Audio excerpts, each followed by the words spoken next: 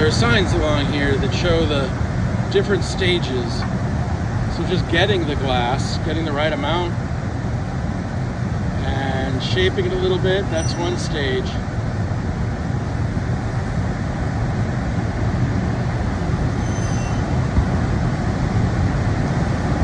Little puff of air, and then the heat expands it, bubbling up.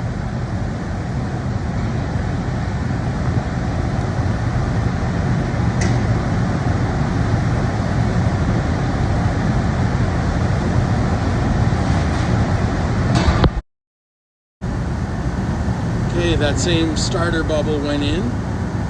I guess it cooled just a little bit, but that's enough to grab another amount of glass.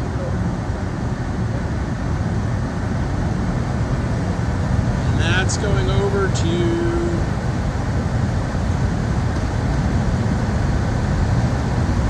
out of sight.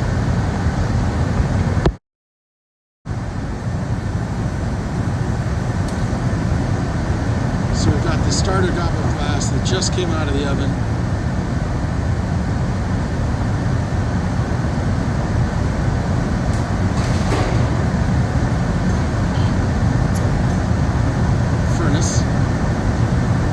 See how that little puff of air in there. This isn't like barely whispering, but heats up. It's so hot. I mean, it's like over 10,000 degrees coming out of there. Yeah. I'm using. You've been to glass factory before, right? Sure, yeah. Okay. I have not. I've seen glass blowing, but I've never been to a factory. My first one was Fenton when I was about this tall. I love Fenton. Actually, the gentleman that was just over here, Alex Burnett, he's really good friends with Dave Fetty. Oh yeah. He was like a gaffer up there. Okay. Last summer on the way to my conference, I was at Corning at the glass museum. I had two choices when I was graduating physics: magnets and fiber optics. I went the magnet route, but sometimes I wish I would have done fiber optics. I understand. And my grandpa's best friend was a blower who did neon signs, so I watched him work from when I was pretty lucky. That's pretty badass, honestly. Oh yeah, absolutely.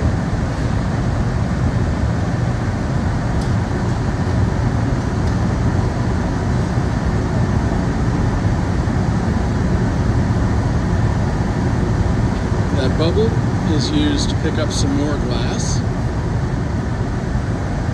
It's cooled just enough to stay solid, and it's moved over to, I think they called him a cupper. I forget.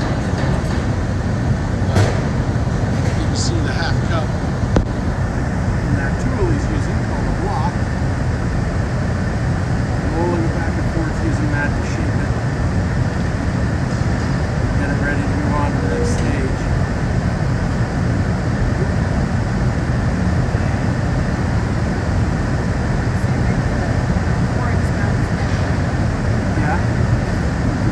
Yeah, the finisher right behind the one rolling, bending hot glass on the bottle.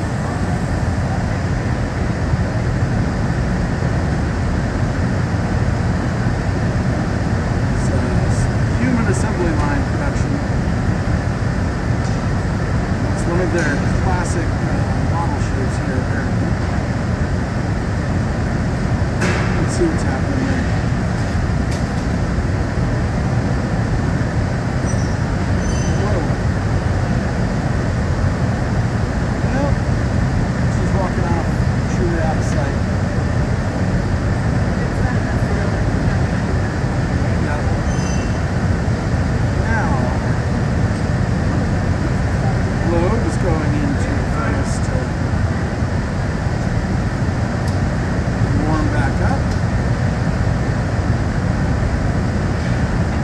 Here, this process is starting over again.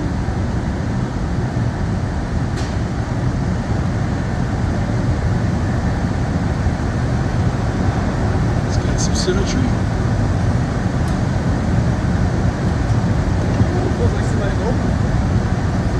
All right, and now that long block of glass is going into a mold.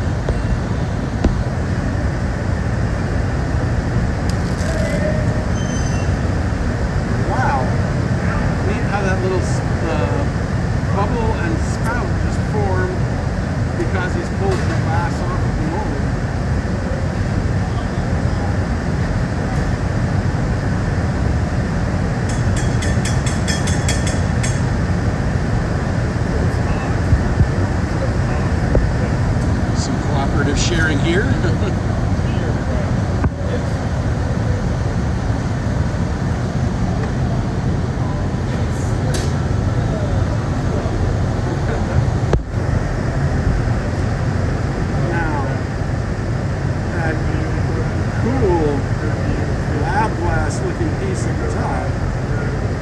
glass going to get shattered off as he carries it back. We saw this happen earlier. Watch that. Spin and break because it's not part of their design. And then it goes into the furnace to smooth out any rough, sharp bits.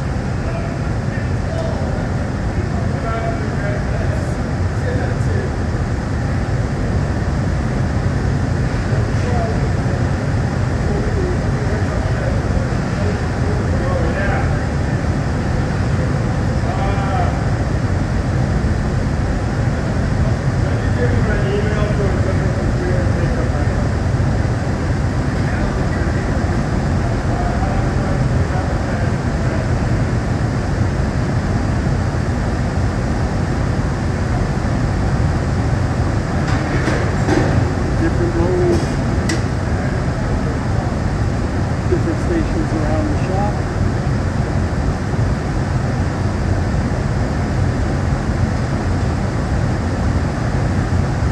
Each of these, oh, I wasn't paying attention. Came out of the furnace and handed off to the finisher there.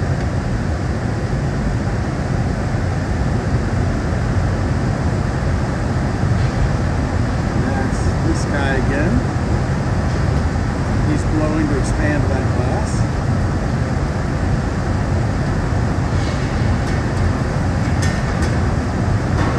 And it gets carried off to be cooled. There we go. A lot of process. This is the BLENKO Glass Factory, by the way, in case I forget to put that in the description. Baker, Lima, Edward, Nancy, Kevin, Oscar, BLENKO in, what's the city here? You don't know? West Virginia. We didn't catch the city, we just found it because there was a sign on the highway that said Glass Factory Tours.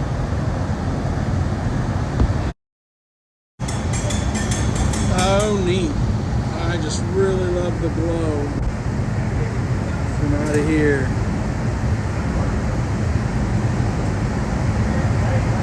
See that flame shooting out towards us, as well as the sides.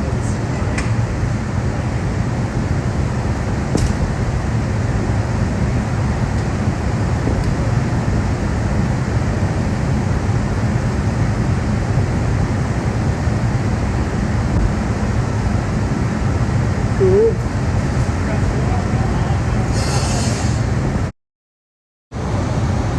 See each of these people. Well, there is some downtime. They're all involved in the production of the same bottles. So as the glass becomes available, that guy gets a little bit, forms a bubble, gets a bigger gob, brings it over to be formed like is happening right now, shaped into a smoother ball. Fellow over at the furnace now is going to take it, bring it over here to a mold, bring it back from the mold over there to be warmed back up, and the finisher there. So it's all happening.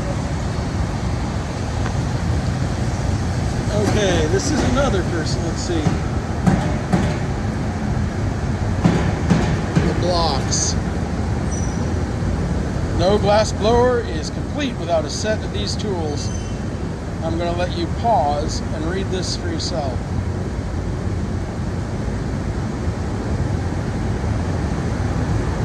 And then he's blowing it out using the paddle.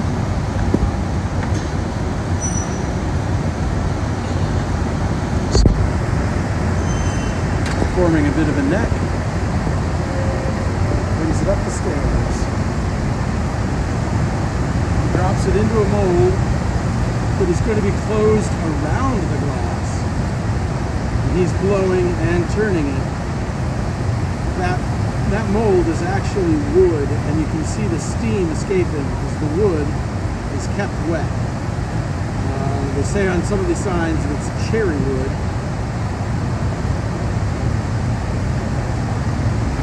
And steam forming inside there actually keeps that bottle from touching the mold and burning it out.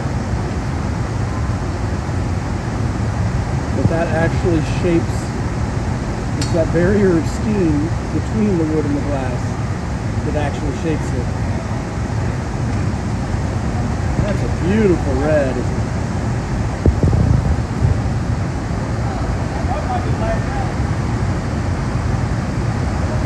I don't know what it's going to look like when it's completely cool. What color or colors are going to come out of it. I don't know what kind of other treatment they'll add to it.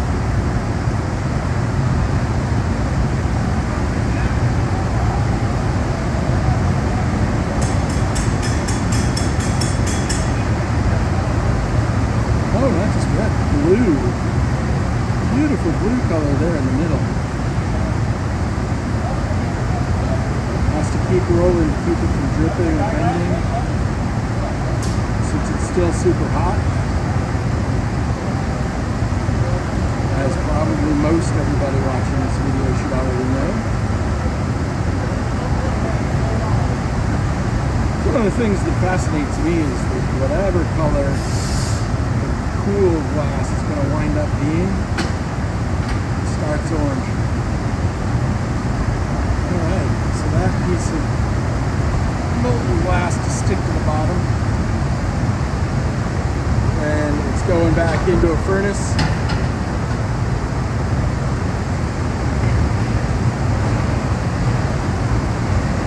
To warm up again, soften any sharp edges, especially around that rim.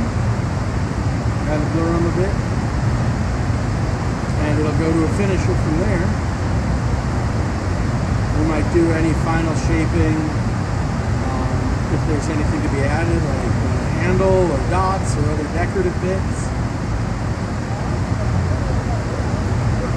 It's the finisher who's going to apply those. There's apparently a person in charge of getting the glass ready for the bits that get added to some pieces. Oh yeah, see how he's got the neck warmed up to be shaped again by this handsome fella. Okay, he's nipping a little bit off. Okay.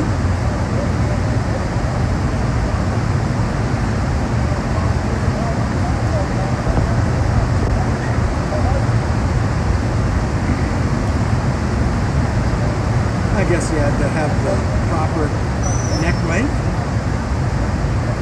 At that point, I don't know, I'm just guessing and talking.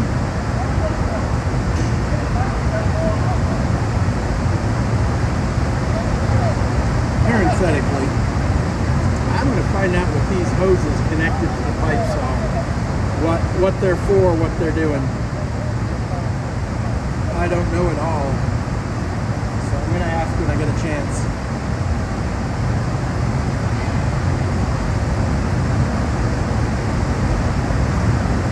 This is the second of the bottles that I've got a chance to see formed here today.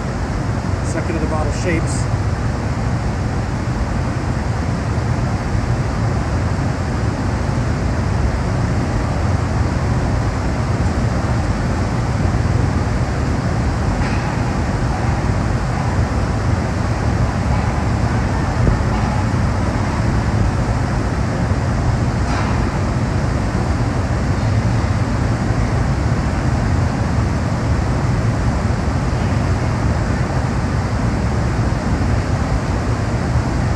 Watch the cool stuff happen some extra time while my wife goes down to shop. We know we're coming home with some beautiful BLENKO pieces today. I don't know which ones or how much. I know my wife already owns some. It's kind of funny when we arrived because we simply saw a sign on the highway that said Glass Factory Tours. That's all it said. So, oh wow, that's much wider than I originally thought it would be. Certainly wider than it started. Very cool. And I guess it's off to be stored and brought back down to a nice normal room temperature. I don't know. I can still see the guy.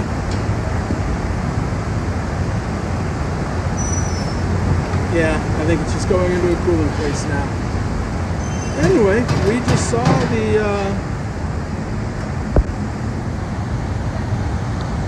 the sign from the highway and said, hey, let's go see some glass factory stuff. Let's go get a tour if they're doing it. And we got to watch the hot glass work today. So, very cool. Oh, here's another one being molded up. It was when we pulled up, we saw the sign, BLENKO. And apparently that was a name that my wife knew very well. And was very excited to see. The first few times she exclaimed it, I thought it was simply because the letters on the sign were very colorful and blocky and reminiscent of candy shaped into letters. And she just liked the sound of the name. But nope, BLENKO is famous glass of over 470 different glass factories, glass blowing factories. There used to be in West Virginia. This is now one of 3. Another one just does sheet glass. Another one does all modern stuff, molded, but not blown. Apparently this is the only glass blowing left in West Virginia. The sand here, a fellow was explaining to me, is very, very good for this kind of mat, for this kind of glass. Very high quality. Used to be Precambrian ocean bottom right here. And the fellow who owned the factory and started it bought the land, got to get to the sand for free. And at that time, Milton was given natural gas for free to anyone who'd start a business here. So, free gas, free sand. It was very conducive. Alright, let me find out about these hoses now if I can on the same video.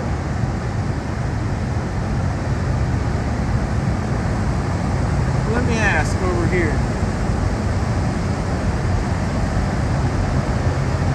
Let's see. We'll get a chance in a moment. This fella's been really, really friendly and handy for answering questions. Been very willing to, offered to.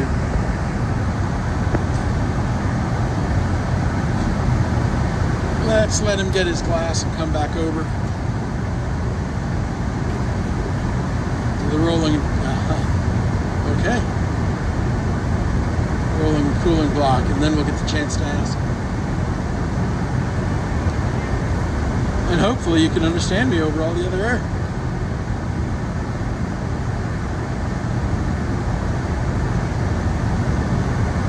So you told me to ask any questions we had. What are the hoses connected to the end of the glass blowing pipes? So they're just air hoses, and we stuff those in big barrels of water. It causes like thermal shock, causes the glass to crack off there really quick. Yep. But the pipes get so hot that if you don't stick an air hose on the end of it, it'll pressure wash the ceiling with almost boiling water. Oh, right through the pipe. Right through the pipe, it's super fast. Okay. And that pipe's pretty much useless the rest of the day because it's so freaking hot. Yeah. Okay. So I don't know if the recording here heard it all, but oh no problem. I'm just gonna repeat it. To show you, we were talking earlier about like a striking color. Like this over here is the yellow before it's struck, Oh, that's beautiful. and then if you can see the struck part of the yellow there. Some is a little thinner, more translucent than the other. Yeah, so we're looking for that like opaque color all the way through. This is just like some scrap glass, but All right. ideally that bottle's going to be like opaque yellow all the way through. So Yep. I can't, I'm sorry. No problem. It's sharp. I was just gesturing. Yeah, I don't want to put it in my pocket.